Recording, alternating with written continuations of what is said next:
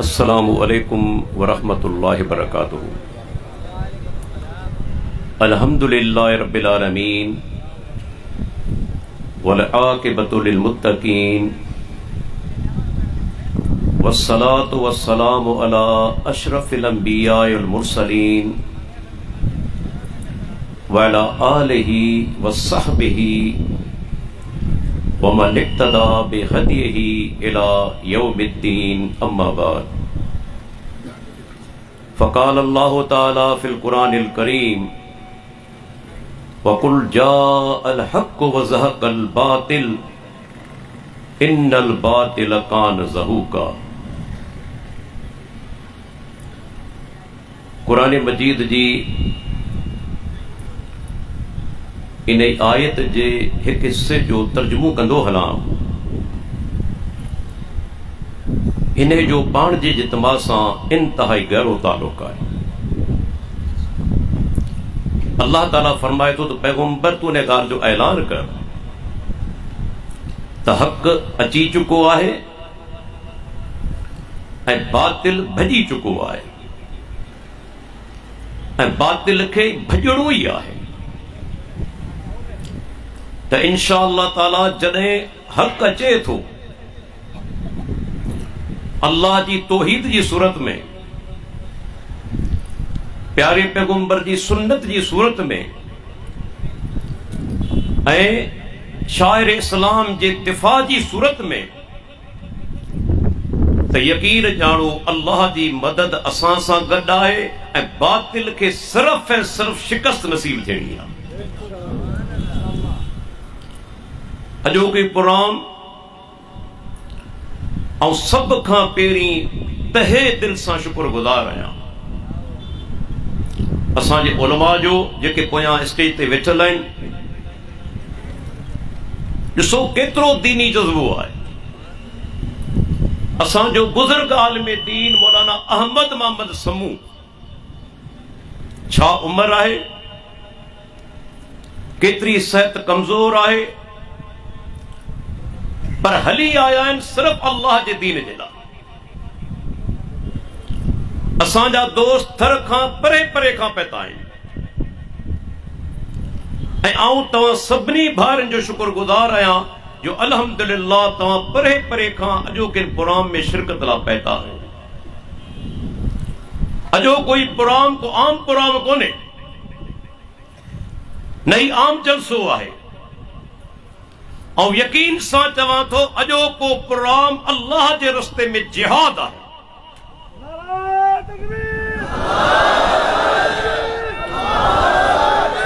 छो जिहाद आहे? असां सभिनि मैदान में पैदा आहियूं अल्लाह ताला जे दीन जी हिफ़ाज़त लाइ, बैतुल्लाह जी हुर्मत जे लाइ, बैतुल्लाह जी अज़मत जे लाइ।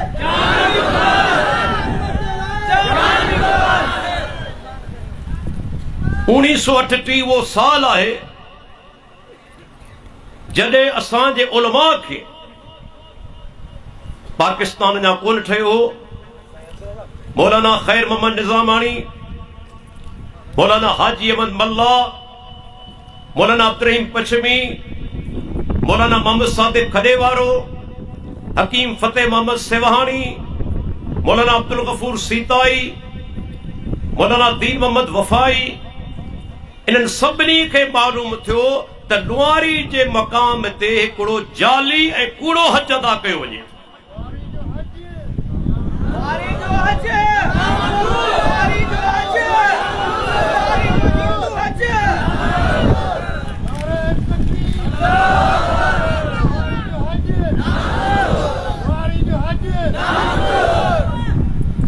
जॾहिं उलमा खे ख़बर पई, उन्हनि बाक़ायदे तहक़ीक़ कई, छो त आलिम जो कमु आहे तहक़ीक़ करे उन खां पोइ फ़तवा का जारी करणु।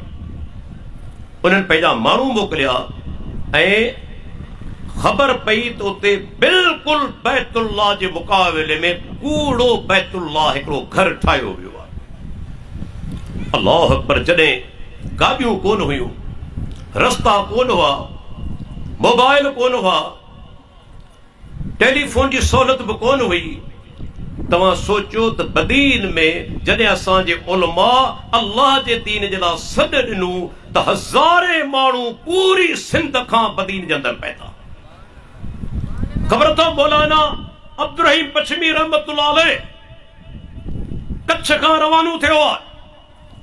150 माण्हू गॾु आहिनि, तलवारूं हथनि में आहिनि, बंदूकूं हथनि में आहिनि। ऐं चवां थो सहाबा जो दौर यादि अची वियो। मौलाना अहमद मला चयो न, कच्छ खां आया के कामिल कुॾी, उत्तर खां आया के उॾी, ला शिकल वारी वेल उॾी, अल्लाह अकबर थियो जॾहिं ऐं वाक़ई उॾी वई। हेॾी ताक़त, हेॾी दौलत अॼु बि वतन दौलत आहे। अॼु बि हिननि जो पीर सिंध गवर्नमेंट जो एडवाइजर आहे। लेकिन आउं चवां थो मूंखे पंहिंजे रब जी ज़ात ते एॾो यकीन आहे, इन्हनि में जुरत न आहे इहो कूड़ो हज करे सघनि। हीउ त हिकिड़ो नंढड़ो ऐलान आहे, पर जॾहिं आउं यकीन रखां थो पंहिंजे परवरदिगार ते, पंहिंजे मालिक ते मूंखे यकीन आहे, जॾहिं असां ऐलान कयो पूरी सिंध जे अंदरि लखे माण्हू तव्हांजे बदीन जे अंदरि गॾु थींदा। सिर्फ़ सिंध न, पंजाब, बलोचिस्तान, सरहद खां माण्हू पहुचंदा ऐं कंहिंमें ताक़त न आहे उन्हनि माण्हुनि खे रोके सघे। हीउ सिर्फ़ धमकी न आहे, तारीख़ हिन ॻाल्हि ते गवाह आहे। जॾहिं बि मुसलमाननि खे महसूस थियो त सोचे ताली कलम नथो लॻे, 1969 जे अंदरि मौलाना अहमद मला पंहिंजे शाइरी में चयो 50,000 माण्हू गॾु थी विया। 50,000 माण्हू। ऐं ख़बर अथव 1938 में छा आबादी हुई? 613 माण्हुनि उन वक़्तु गिरफ़्तारी पेश कई। अॼु आउं तव्हांखां आद वठां थो, इंशाअल्लाह ताला आउं पाण बि वञे त पको ऐं पाबंद रहंदुसि। जेकॾहिं इंतज़ामिया ख़ासि तौर ते इहो सेक्रेटरी जेको होम डिपार्टमेंट जो आहे सॼी ठगी न जी आहे। गुज़िरियल साल DC बदीन, SP बदीन शबीर अहमद सेठार इन्हनि बिल्कुलु सही ऑर्डर जारी कयो, रिपोर्ट ॾिनी हैदराबाद जे कमिश्नर खे।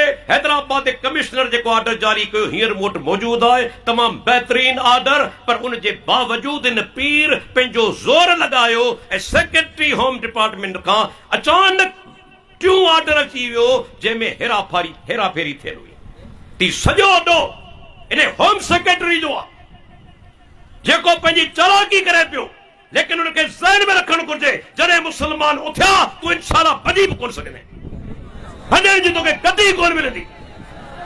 तूं छा थो सम्झी पंहिंजो पाण खे? अल्लाह जी ताक़त असां सां गॾु आहे।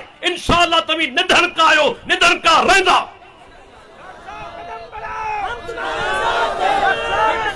तंहिंजे करे आउं दोस्तनि खे ॿुधायां थो, जेकॾहिं यादि रखी छॾियो, जेकॾहिं इंतज़ामिया सोचो ताली कलम लगाइण में देर कई या लफ़्ज़नि जी हेरा फेरी कई, आउं तव्हांखे सॾ ॾींदुसि ऐं तव्हांखे इंतज़ार कोन्हे करणो। चंद कलाकनि जे अंदरि पूरी सिंध पाकिस्तान खां माण्हुनि खे पहुचणो आहे, पूरी सिंध खां ऐं पाकिस्तान खां। ऐं ॿुधाईंदो हलां, भॼण वारा कोन आहियूं, तव्हीं असांजे पुठियां हूंदा। जेकॾहिं गोली लॻी सभ खां पहिरीं असांखे लॻंदी। ही छाती अल्लाह जे दीन जे लाइ हाज़िर आहे। गोली लॻी सभ खां पहिरीं असांजी छाती में लॻंदी। जेलनि में सभ खां पहिरीं असीं वेंदासूं, तुंहिंजी जेलनि खां नथा ॾिजूं। माण्हू क़त्ल करे जेल में वञनि था, माण्हू चोरियूं करे जेल में वञनि था। जेकॾहिं असां पंहिंजे रब जे दीन जे लाइ जेल में वियासूं, इहो रब जे पहिरां एज़ाज़ आहे। असीं इंशाअल्लाह पोइ ते कोन रहंदासूं। समझी छॾे सूबाई हुकूमत, इहो तव्हांजो पीर तव्हांखे छॾाए कोन सघंदो। हिते इलेक्शन में हिनखे बीहणो आहे, ख़बर पवंदी हिनखे कीअं जो इलेक्शन था खटे। इंशाअल्लाह ताला जेकॾहिं माण्हुनि अखियूं न बंदियूं, मूं गुज़िरियल साल में चयो प्रेस कॉन्फ्रेंस जे अंदरि, जेकॾहिं तव्हां चओ था त नथा कयूं, तारीख़ बदिलायो। छो नथा बदिलायो? तव्हां वटि कहिड़ो जवाब आहे? मूं तव्हांजे केस खे लफ़्ज़ लफ़्ज़ पढ़ियो आहे, शायदि तव्हां एतिरो कोन पढ़ियो हूंदो। मुंहिंजे साम्हूं ई फ़ैसिलो मौजूदु आहे सिंध हाई कोर्ट जो जस्टिस रहीम बख्श मुंशी 1955 में ॾिनो। ऐं लफ़्ज़ कहिड़ा आहिनि? लिखे थो त पीर गुल Hasan has not been able to tell why he has selected Hajj day for their congregation. ये तारीखी जुमला सिंध हाई कोर्ट जा केर इनकार करे सके तो त पीर गुल हसन अज ताईं वाज़े कोन करे सघियो आहे त उन नाई तारीख़ हज वारो ॾींहुं पंहिंजे इज्तिमा ला छो मुक़ररु कयो। 18 साल तवी कोर्टनि में हलंदा रहिया, तव्हां कॾहिं चयो त अबुल मसाकीन जो उर्स आहे? कॾहिं तव्हां चयो? बल्कि ॿुधाईंदो हलां, जस्टिस रहीम बख्श मुंशी अल्लाह उनखे जज़ा ख़ैर अता फरमाए, तारीख़ी जुमला लिखी वियो। मुसलमानो ॿुधो, हीअं सहजायो लिखे थो, it appears clear from the mentality of the applicants that they want to organize a parallel sort of Hajj at Luwari. Justice Rahim Baksh Munshi लिखे थो त दरख़्वास्त गुज़ार पीर गुल हसन उन जे दिमाग़ मजा ज़हनियत मजा इहो ज़ाहिर थिए थो तूं लुवारी में हज जे मुक़ाबले में ॿियो हज क़ाइमु करणु चाहे। अञा तव्हांखे छा घुर्जे? हेॾा वाज़े अल्फाज़ ऐं ॿुधाईंदो हलां, सुप्रीम कोर्ट ऑफ पाकिस्तान जो मुंहिंजे साम्हूं फ़ैसिलो मौजूदु आहे। सुप्रीम कोर्ट 1956 में 1 मार्च ते फ़ैसिलो ॾिनो, फुल बेंच। ऐं छा जुमिलो लिखियो अथनि? 4 जजनि फ़ैसिले में लिखियो आहे त हिननि जो अक़ीदो आहे त हज वारे ॾींहं ते जेकॾहिं को लुवारी में दाख़िल थियो, उते निमाज़ पढ़ियाई, ॼण मके में दाख़िल थियो ऐं निमाज़ पढ़ियाई।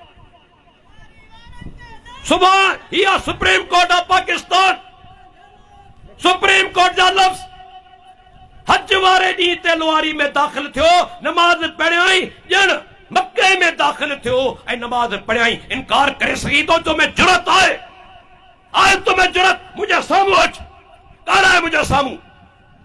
चवीं थो अहल हदीस वारा मुख़ालिफ़ आहिनि। हीउ मुंहिंजे साम्हूं आहे किताब सैफ़ सिकंदरी, लिखण वारो केरु आहे? मुफ्ती अब्दुल रहीम सिकंदरी, गुज़ारे चुको, बरेलवियुनि जो मशहूरु आलिम हो। 250 नंबर सफ़ो खोलियां थो, लिखे थो त अहले सुन्नत वल जमात ते कंहिं बि आलिम अॼु ताईं लुवारी जे हज खे जाइज़ कोन चयो आहे। केरु थो चवे? मुफ्ती अब्दुल रहीम सिकंदरी। लुवारी वारो हज अवां जो बरेलवी आलिम चवे थो, कंहिं आलिम जाइज़ कोन चयो आहे। अॻिते लिखे थो, हालांकि लुवारी वारे जुड़तू हज जे ख़िलाफ़ उलमाए अहले सुन्नत जेके फतवाऊं ॾिनियूं हुयूं, उन लाइ ख़ुदि देवबंदी वहाबी मौलवी मोहम्मद सादिक खॾे वारे जो रिसालो असादिक लुवारी हज नंबर शाहिद आहे, जंहिंमें अहले सुन्नत वल जमात जे मुक़्तदर उलमाए किराम साफ़ ऐलान कयो हो त लुवारी वारो जुड़तू हज नाजाइज़ ऐं हराम आहे। मुफ्ती अब्दुल रहीम सिकंदरी तुंहिंजो बरेलवी आलिम, सिर्फ अहले हदीस आल कोन्हे। अॻिते लिखे थो त उन ज़माने में 145 अहले सुन्नत आलिम बरेलवी उलमा गॾु थिया कराची में, जिन चयो त लुवारी वारो हज नाजाइज़ ऐं हराम आहे। 3 वॾा पीर जिन जा नाला वठे थो, ॿुधाईंदो हलां। चवे थो हिकिड़ो मोहम्मद हसन जान सरहंदी, ॿियो आहे मौलाना मुफ्ती साहिब दाद खान, टियों आहे सरहंदी पीर मोहम्मद इब्राहिम जान सरहंदी। सामारे वारो 3 वॾनि आलिमनि जा नाला वठे थो त इन्हनि आलिमनि बि लुवारी जे हज खे जुड़तू नाजाइज़ ऐं हराम करार ॾिनो। अञा अॻिते हलो, तव्हांखे ॿुधाईंदो हलां, 1987 में जॾहिं लिक में हज पढ़ायो, एजाज़ काज़ी ते ज़माने में SDM हो, लिक में हज पढ़ायो। मूंखे यादि आहे, ऐं नौजवान हुअसि, पर अल्हम्दुलिल्लाह 3 अक्टूबर 1987 ते बदीन में हज़ारे माण्हू गॾु थिया। एतिरा माण्हू जो वे DC ऑफिस ते SP ऑफिस ते हमलावर थिया। रोकण जी कोशिश कई, उलमा उनखे लठियूं हणी रोकियो। जेकॾहिं न रोकी ना त आउट ऑफ कंट्रोल सूरत-हाल थी वञे हा। ख़बर अथो एतिरे क़दर मुस्लमान जज़्बाती हुआ, तव्हां मामूली न सम्झो हिन ॻाल्हि खे त सिर्फ़ धमकी ॾियूं पिया, इहा हक़ीक़त आहे। ऐं पोइ नतीजो छा निकितो? 1988 में जॾहिं बदीन में SDM आयो, उनजो नालो खुसरो परवेज़, नालो यादि रखिजो, खुसरो परवेज़। उन तमामु सख़्त सोच ताली कलम लॻायो। तव्हां 88 जो ऑर्डर इनखे चओ SDM जे ऑफिस में पियल हूंदो, रिकॉर्ड में पियल हूंदो। 1988 में खुसरो परवेज़ SDM केॾो सख़्त ऑर्डर जारी कयो। उन ज़माने में बदीन जे उलमाए किराम उनखे मुबारक ॾिनी। छा ॾिनऊं?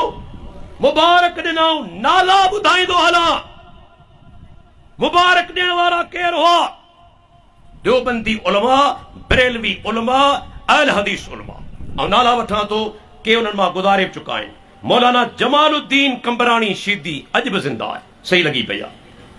उन खां पोइ रजब अली सुमरो बरेलवी आलिम, उन खां पोइ अली मोहम्मद दोस्ती गुज़ारे चुको बरेलवी आलिम, उन खां पोइ मौलाना अब्दुल सत्तार चावड़ो देवबंदी आलिम, उन खां पोइ मौलाना मोहम्मद उस्मान राजो बरेलवी आलिम, हाफिज मोहम्मद मेमन बदीन वारो उनजी सही, उन खां पोइ हाजी मोहम्मद सुलेमान खट्टी गुज़ारे चुको उनजी सही, मोहम्मद कासिम सूमरो बरेलवी आलिम उनजी सही, हाफिज महमूद मेमन गुज़ारे चुको उनजी सही, ऐं उन खां पोइ मौलाना गुलाम अली गोपांग गुज़ारे चुको उनजी सही, अहले हदीस में कादर बख्श लुंड साहब गुज़ारे चुको उनजी सही आहे, मौलाना अब्दुर्रहमान आवान गुज़ारे चुको उनजी सही आहे, ऐं मौलाना मोहम्मद इस्माइल सहरात जी सही आहे, मौलाना मोहम्मद इब्राहिम लगारी गुज़ारे चुको उनजी सही आहे। ही बरेलवी उलमा मुबारक ॾिनी आहे एसी बदीन खे त तव्हां लुआरी जे मसनूअत ते जेका सख़्ती कई अवा मुबारकबाद जा लाइक़ कयो। मूंखे ॿुधायो इल्ज़ाम हणण वारो तव्हां चवंदा आहियो त वहाबी आहिनि, ही तव्हांजे बरेलवी उलमा मुबारकबाद ॾिनी आहे।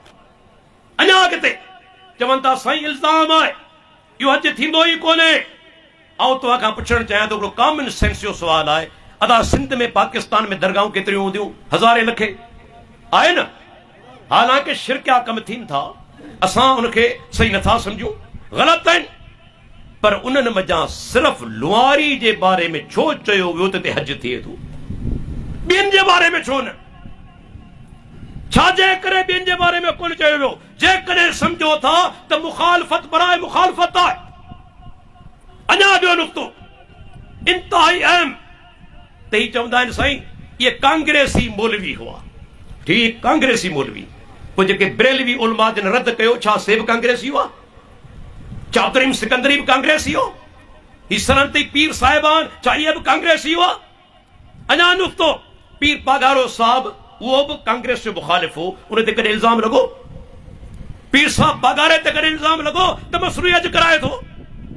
अञा दलील सिंध जूं 5 अख़बारूं मूं वटि हींअर बि एडिटोरियल पहिरनि, 5 ई अख़बारूं मुस्लिम लीग जूं उन्हनि जुड़तू हज जो रद्द कयो आहे। रोज़नामा इबरत, अलवहीद, नवाए सिंध, कारवान, महरान, 5 ई अख़बारूं मुस्लिम लीग जूं हामी उन्हनि 5 अख़बारनि लुआरी जे जुड़तू हज जो रद्द कयो। छो रद्द कयो त ही मुंहिंजे साम्हूं मौजूद आहे। किताब जो नालो हक़ीक़त अहमदी, लिखण वारो केरु आहे? शेर मोहम्मद टालपुर हिन जो वॾो मुरीद गुज़ारे चुको आहे। चाहे ए ग्रुप जो हुजे या बे ग्रुप जो, भई तव्हांजा ॿई ग्रुप फ़र्क़ु सिर्फ़ इंतज़ामी उमूर में, अक़ीदो साॻियो आहे, अक़ीदो साॻियो आहे। शेर मोहम्मद टालपुर साहब इन किताब जे अंदर 59 नंबर सफ़े ते, 60 नंबर सफ़े ते, 64 ते, 69 ते केतिरनि जायुनि ते लिखियो आहे त हज लुआरी जो उन जे बारे में माण्हुनि खे ख़बर ॾिनी वई आहे त हिन साल हज थींदो, वॾे तादाद में पहुचनि। बाक़ायदा अलॻि ऐलान लिखियो अथसि, अलॻि ऐलान लिखियो अथसि त लुआरी में हज थींदो, तव्हां ते पहुचो। ही तव्हांजे साम्हूं 59 नंबर सफ़ो खोलियां थो ऐं पढ़ी ॿुधायां थो। लिखियलु आहे त 9 ऐं 10 ज़िलहज ते हज ईद जी नमाज़ रोज़े शरीफ़ जे सहन मुबारक में पढ़ी वई। कहिड़ी नमाज़? हज जी नमाज़, ईद नमाज़। सिर्फ ईद नमाज न, हज जी नमाज, ईद नमाज सहन मुबारक में पढ़ी वई। हिकिड़ो आम सवाल तव्हां खां करियां थो, थोरो गौर सां ॿुधिजो। अदा ज़ोहर नमाज जेका फर्ज़ पाण किथे पढ़ंदा आहियूं? मस्जिद में। किथे पढ़ंदा आहियूं? मस्जिद में। इहो उसूल आहे न? मीं नमाज ॿाहिरि पढ़ंदा आहियूं, जनाज़े नमाज ॿाहिरि पढ़ंदा आहियूं, ठीकु आहे। अहिड़े नमूने सां ईद नमाज ॿाहिरि पढ़ंदा आहियूं। लेकिन मूंखे ॿुधायो ज़ोहर नमाज त हमेशह मस्जिद में अदा कई वेंदी आहे न, लेकिन लुआरी वारा हर साल 9 ज़िलहिज्जा ते ज़ोहर जी नमाज मैदान में पढ़ंदा हुआ। मौलाना दीनमंद वफ़ाई चए थो, जॾहिं ते पहुतो आहियां मिंबर रखियो वियो, हिकिड़े मौलवी ख़ुतबो ॾिनो, पोइ कसीदा पढ़िया विया, बोर्ड ते लिखियलु हो त 2 बजे ख़ुतबे अॼु पढ़ियो वेंदो। ख़ुतबो ख़त्म थियो, माण्हू उथिया, हिक ॿिए खे चवण लॻा हज मुबारकूं, हज मुबारक, हिक ॿिए खे हज जूं मुबारकूं ॾियण लॻा।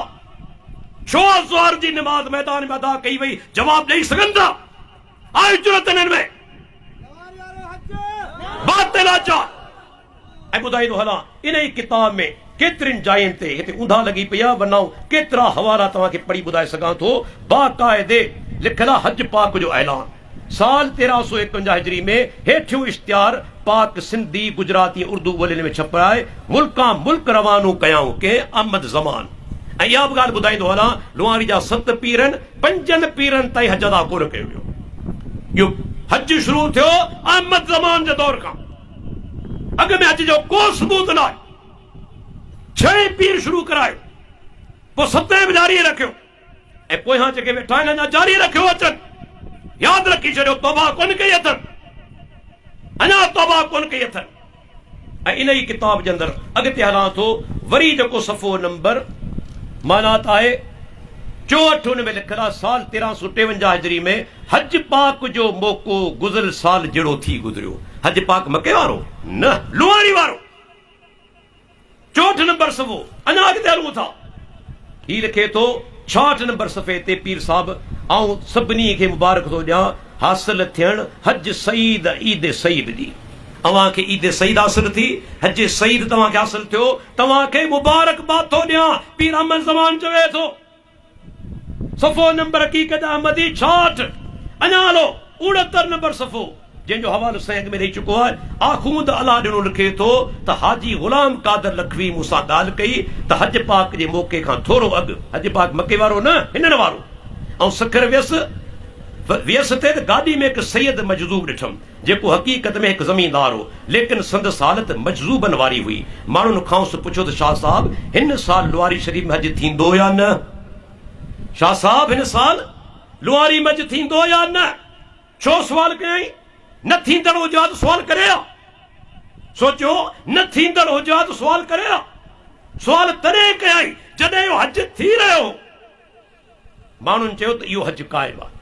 हा त तॾहिं चई त चई अब्बा इहो हज क़ाइमु आहे बंदि न थींदो लेकिन आख़िर वक़्त में कुझु साल बंदि रहंदो। माण्हुनि चयो त इहो हज क़ाइमु आहे या मके शरीफ़ वारो? हाणे जुमिलो ॿुधंदारो इहो हज क़ाइमु आहे या मके शरीफ़ वारो? शाह साहब चयो त न लुआरी शरीफ़ वारो हज क़ाइमु आहे। मके शरीफ़ में हींअर कहिड़ो हज आहे? हज बैतुल्लाह जो इनकार मन असली हज हिते आहे। कीअं तव्हां जान छॾाईंदो? ही तव्हांजा मुरीद आहिनि अहल हदीस कोन्हनि तव्हांजा बरेलवी उलमा। ही कोर्टनि जा फैसला supreme court of Pakistan high court of Sindh chief court of Sindh जा फैसला तव्हांजे ख़िलाफ़ आहिनि। बल्कि ॿुधाईंदो हलां हिन जो अक़ीदो छा हो ही मुंहिंजे साम्हूं मौजूदु आहे। चीफ कोर्ट जो फैसलो 1939 में आयो जनवरी जे महीने में। उन में जज साहब लिखे थो ॿुधो लफ़्ज़ ॿुधंदारो जज साहब लिखे थो त डिस्ट्रिक्ट मजिस्ट्रेट हैदराबाद के अंजुमन मुरीदान लुआरी हिकिड़ो टेलीग्राम मोकिलियो। ते ज़माने में तार मोकिलबी टेलीग्राम। उन टेलीग्राम में छा था लिखनि जेके अंजुमन वारा आहिनि मुरीदान लुआरी वारा उहे लिखनि था त प्रे ऐं महिरबान अरेंज असां लाइ इंतज़ाम करियो एडिक्वेट मुनासिब तादाद में हिंदू और गोरखा सिख पुलिस हिंदू गोरखा ऐं सिख पुलिस जो इंतजाम करियो फॉर अवर प्रोटेक्शन असांजी हिफ़ाज़त लाइ सेफ्टी सलामती जे लाइ ऑफ लाइफ एंड रेस्पेक्ट जिंदगी ऐं इज़त जी हिफ़ाज़त जे लाइ हिंदू गोरखा सिख पुलिस जो इंतजाम करियो। ॻाल्हि टुटी वई आहे न? सोचियो तव्हां नुक़्तो मुसलमान पुलिस छो न? मुसलमान पुलिस जो मुतालबो न कयूं। ही चीफ कोर्ट जो फैसलो आहे का हवाई ख़बर कोन्हे। छो मुसलमान पुलिस जो उन्हनि मुतालबो कोन कयो? छो त मुसलमान पुलिस हिन जे ख़िलाफ़ थी चुकी। ऐं अॼु बि चवां थो पुलिस वारनि खे अल्लाह जा पानो पंहिंजे ईमान जी फिक्र कयो बातिल जे पोयां न हलो। ही तव्हांजा भाइर हुआ जेके हिन जे ख़िलाफ़ वार दौर जे अंदरि अॼु तव्हां बि ख़िलाफ़ थी ॾेखारियो। पंहिंजे ईमानी गैरत जो सबूत ॾियो। ये असांजो इल्ज़ाम कोन्हे हक़ीक़त जो इनकार नथा करे सघनि। ही कोर्टनि जा फैसला बरेलवी उलमा जूं फतवाऊं देवबंदी उलमा जूं फतवाऊं अहल हदीस उलमा जूं फतवाऊं ऐं इन्हनि जो पंहिंजो इक़रार इन ॻाल्हि ते शाहिद आहे इहे माण्हू हज कंदा रहिया आहिनि। हाणे छा करणु घुरिजे? सॼी चालाकी गुज़िरियल साल कई आहे ऐं 3-4 सालनि खां कंदो अचे इहो सेक्रेटरी होम डिपार्टमेंट। छो हुकूमत इन्हनि जी आहे इन जो पीर एडवाइजर आहे, हुकूमत भी इन्हनि जी आहे, लेकिन याद रखनि असल हुकूमत मुझे परवरदिगार जी आहे। तुझी हुकूमत कोन हलंदी जॾहिं मुझे परवरदिगार जो अज़ाब कर कयो दुनिया जी का ताक़त तव्हांखे बचाए न थी सघे। इंशाअल्लाह ताला ऐं तव्हांखे अहद वठां थो, सभु थी वियो, अहद वाइदो। जेकॾहिं सोए 44 जो कलम जो निफ़ाज़ वक़्त ते न कयो वियो ऐं सही अल्फाज़ में न कयो वियो त आउं तव्हां खां गवाही वठां थो, अव्हांखे सॼो वेंदो चंद कलाकनि में तव्हांखे बदीन पहुचणो आहे। चंद कलाकनि में पूरी सिंध इंशाअल्लाह, सिर्फ़ ज़िला न, पूरी सिंध। ऐं मूंखे यकीन आहे मुंहिंजा ॿाहिरि पंजाब ऐं बलोचिस्तान सरहद खां अची पहुचंदा। ऐं पोइ तव्हांजी हालत ॾिसजो, छो त असांखे पंहिंजे परवरदिगार ते यकीन आहे, असांजे मालिक ते यकीन आहे। असीं कमज़ोर आहियूं मुंहिंजा परवरदिगार, असीं कमज़ोर आहियूं, पर तूं अल कवी आहे, तूं अल अज़ीज़ आहीं। असांजो तो ते एतमाद आहे, तो ते यकीन आहे, तो ते ईमान आहे। तूं असां गुनाहगारनि जी ज़रूर मदद कंदे, तूं हमेशा मदद कई आहे। मौलवी अहमद मल्ला जी, ख़ैर मोहम्मद निज़ामानी जी वीचारा मिस्कीन माण्हू आहे, ग़रीब माण्हू आहे। मौलवी साहब खे कोट पातल हूंदो, फाटल हो, जेकॾहिं अंदूरे खाना ठाक करिया करोड़े रुपया मिलनि हुआ, पर उहे मुजाहिद हुआ, वक़्त जा मुजाहिद। अल्लाह उनजो नालो रोशन करे छॾियो, अॼु बि नालो रोशन आहे, क़यामत ताईं नालो रोशन रहंदो। तव्हां बि चाहियो था तव्हांजो नालो रोशन रहे। यादि रखो, अल्लाह जे दीन जे लाइ क़ुर्बानी लाइ तयारु थी वञे, चाहे जान हली वञे, चाहे जलल में वञणो पवे, पोइ हिते न अचणो। इंशाअल्लाह असां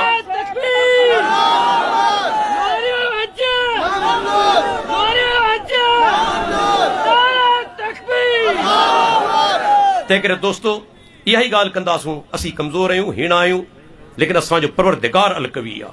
अल्लाह खां दुआ घुरूं ऐं अल्लाह ताला खां इहा बि दुआ घुरूं था, अल्लाह असांजी इंतिज़ामिया खे ऐं सूबाई हुकूमत खे सही सम्झ था फरमाए, सही फ़ैसिलो कनि। ईअं न थिए जो बाद में पछताइनि, हिते खून रदी थिए, ब्लड शेड थिए।